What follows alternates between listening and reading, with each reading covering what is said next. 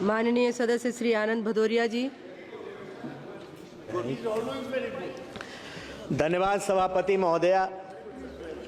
मैं आज सदन में सरकार द्वारा प्रस्तुत अनुदान संख्या 3 विधेयक 2024 पर अपनी असहमति व्यक्त करने के लिए खड़ा हुआ हूं। यह विधेयक भारत के संचित निधि से 87,762.56 करोड़ की राशि की मंजूरी और वितरण का प्रस्ताव करता है, लेकिन इसका स्वरूप और आवंटन हमारे देश की असल जरूरतों और जनता की भलाई से कोसों दूर लगता है।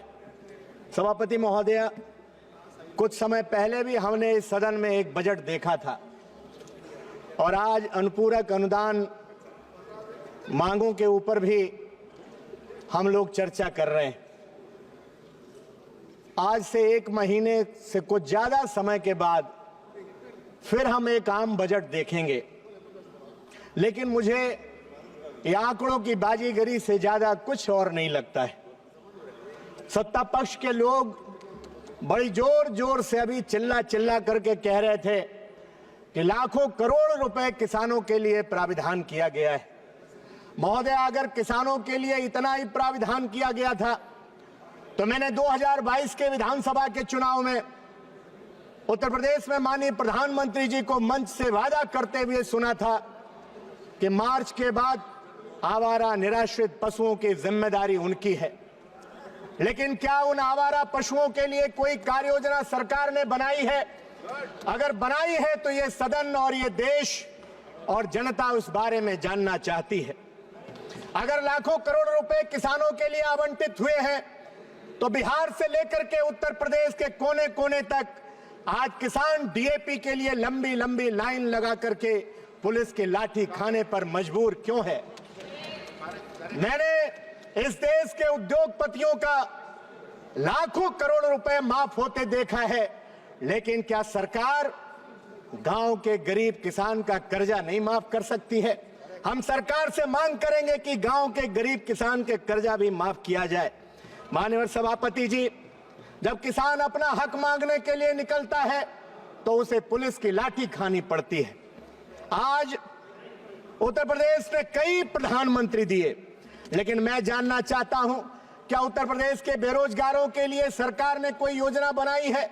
क्या कोई उद्योग धंधा लगाने जा रही है जिससे बेरोजगारों को रोजगार मिल सके? सभापति जी,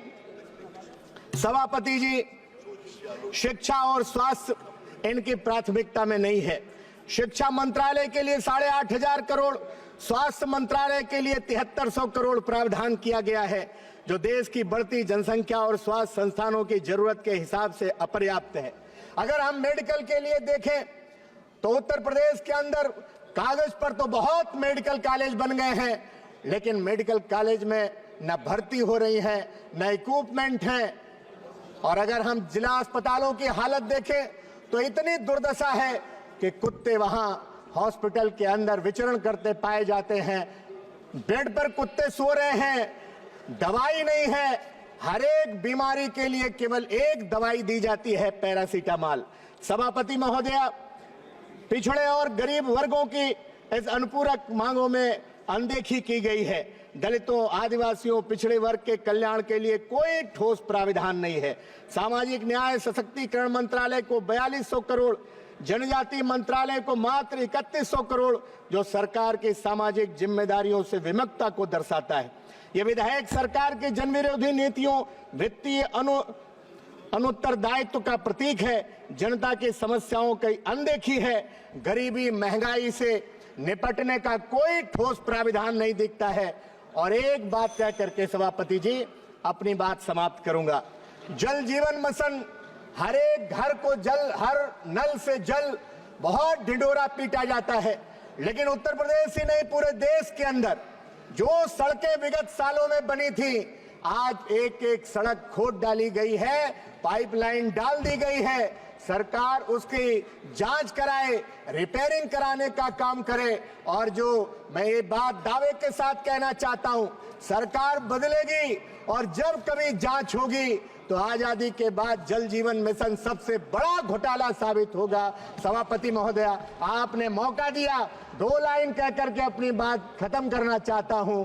सच बात मान लीजिए, चेहरे पे धूल है, इल्जाम आईनों पे लगाना फिजूल है। आपने समय दिया, आपका बहुत बहुत धन्यवाद। माननीय सदस्य सुश्री सयोनी